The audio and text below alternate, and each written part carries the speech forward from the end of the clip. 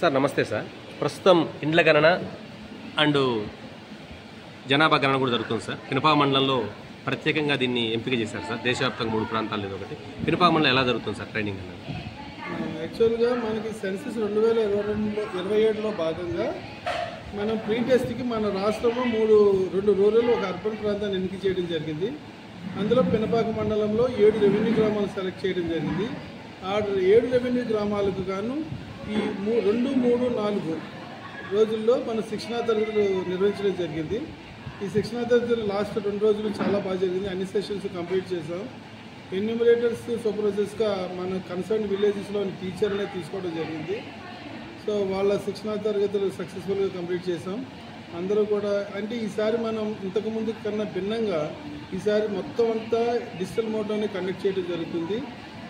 ప్రత్యేకంగా షెడ్యూల్ హెచ్ఎల్ఓ అంటే house listing schedule and mapping అంటే మనం ఎన్యూమరేషన్ గీసే మ్యాపింగ్ కూడా ఈసారి డిజిటల్ లేఅవుట్లో చేయడం జరుగుతుంది. సో మొత్తంగా పేపర్ లెస్ వర్క్ చేయడానికి ఈసారి మనం ప్రయత్నంలో భాగంగా ఈ శిక్షణా తరగతులు కండక్ట్ చేయడం జరిగింది.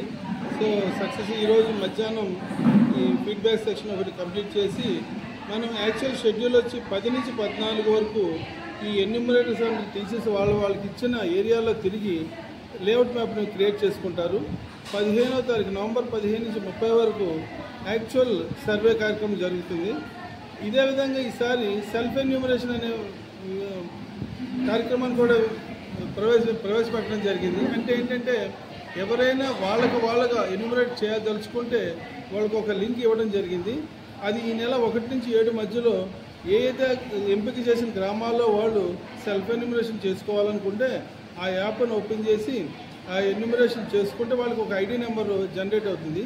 ఆ ఐడి నెంబర్ రేపు టీచర్లు 15 నుంచి 20, 30 మధ్యలో వెళ్ళినప్పుడు ఐడి నెంబర్ చెప్పినట్లయితే అది ఒకసారి చెక్ చేసుకుని అప్డేట్ చేయగలిగితే వాళ్ళ యొక్క ఎన్యూమరేషన్ కంప్లీట్ అవుతుంది.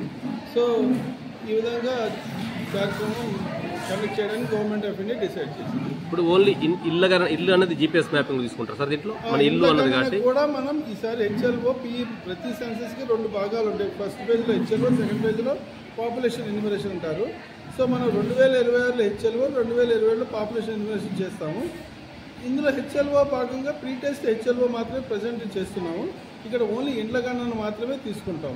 అంటే 7 సెలెక్ట్ చేసిన గ్రామాలలో ఎన్ని హౌసెస్ ఉన్నాయి, ఎన్ని నాన్ రెసిడెన్షియల్ హౌసెస్ ఉన్నాయి, ఎన్ని ఇన్స్టిట్యూషనల్ హౌసెస్ ఉన్నాయి అంటే టోటల్గా ఒక హౌస్ హోల్డ్ దాంట్లో ఉన్న టోటల్ పాపులేషన్ మాత్రమే తీసుకుంటాం.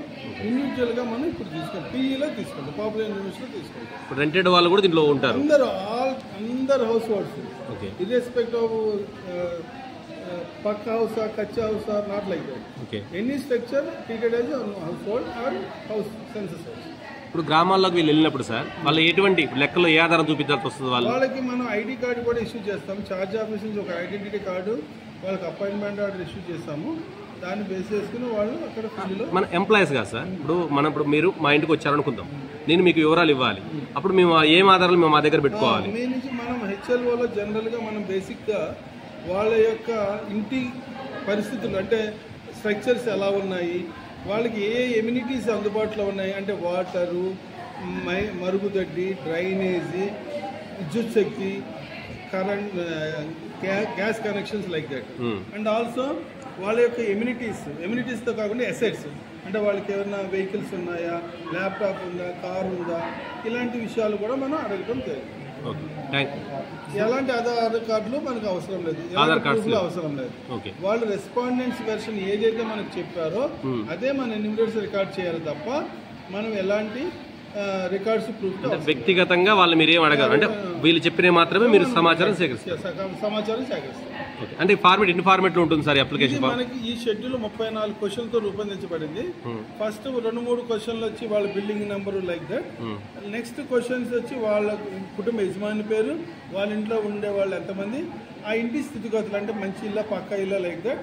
నెక్స్ట్ ఎమ్యూనిటీస్, తర్వాత అసెట్స్.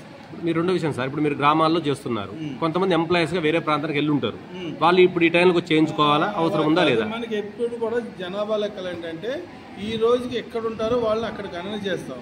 ఫర్ ఎగ్జాంపుల్ వాళ్ళు హైదరాబాద్లో ఉంటే హైదరాబాద్లో గణన చేస్తాం, పాల్వంచలో గణన చేస్తాం. మెయిన్ సెన్సస్ టైంలో ఎవరిని వదిలిపెట్టాం. No duplication, no omission. Okay, thank you sir. Thank you.